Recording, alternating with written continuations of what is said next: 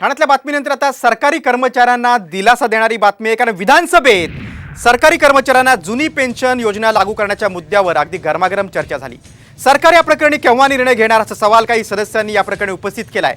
त्यावर उपमुख्यमंत्री तथा अर्थमंत्री अजित पवारांनी सरकार या प्रकरणी सहानुभूतीपूर्वक निर्णय घेईल, कुणालाही वाऱ्यावर सोडणार नाही अशी ग्वाही दिली आहे। पाहूया या संदर्भातला एक खास रिपोर्ट।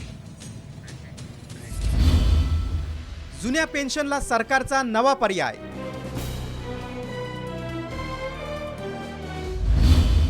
कर्मचाऱ्यांची 10%, सरकार भरणार 14%। पेन्शनचा निर्णय 3 महिन्यात। 3 महिन्याच्या आत सरकार त्याबद्दलचा निर्णय घेईल। राज्य सरकारी कर्मचाऱ्यांना जुनी पेन्शन लागू करण्याचा मुद्दा गेल्या अनेक वर्षांपासून गाजतोय।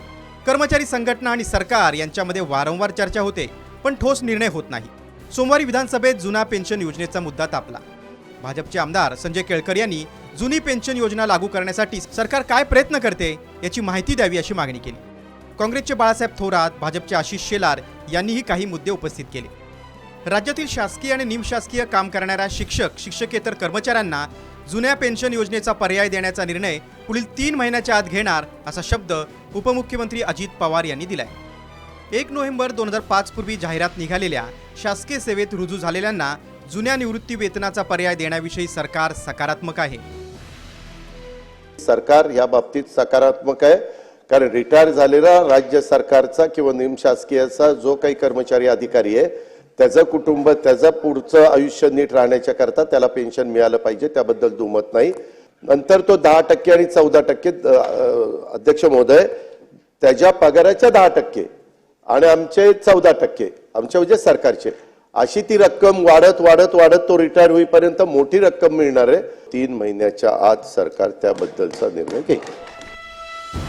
दरम्यान जिल्हा परिषद कर्मचाऱ्यांचा निर्णय बाकी आहे। त्याबाबतचा प्रस्ताव अर्थ विभागाकडे आलेला आहे। प्रस्ताव आल्यानंतर आम्ही सहानुभूतीपूर्वक निर्णय घेऊ असं आश्वासन अजित पवारांनी दिले। दरम्यान 1 नोव्हेंबर 2005 पूर्वी सेवेत आलेल्या शिक्षकांना निवृत्ती वेतन देण्याचा निर्णय घेणार असल्याचं मुख्यमंत्र्यांनी नुकतंच स्पष्ट केलं होतं।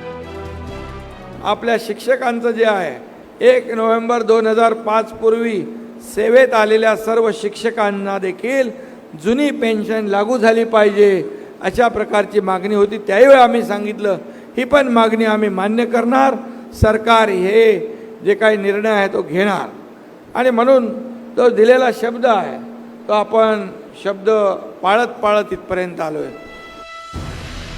देशाच्या राज्याच्या आर्थिक परिस्थितीचा विचार करून तत्कालीन केंद्र सरकारनं जुनी निवृत्ती वेतन योजना बंद करून नवीन निवृत्ती वेतन योजना सुरू करण्याचा निर्णय घेतला होता। त्यानंतरच्या काळात विविध राज्यातील शासकीय अधिकारी कर्मचाऱ्यांनी जुनी निवृत्ती वेतन योजनाच लागू करण्याची मागणी केली होती। या प्रश्नावर राज्य सरकारनं देखील निवृत्त संधी अधिकाऱ्यांची समिती नेमली आहे। विधानसभा निवडणुकीच्या पार्श्वभूमीवर सरकार या प्रश्नावर कधी निर्णय घेणार याकडे राज्याचं लक्ष आहे। ब्युरो रिपोर्ट, साम टीव्ही न्यूज।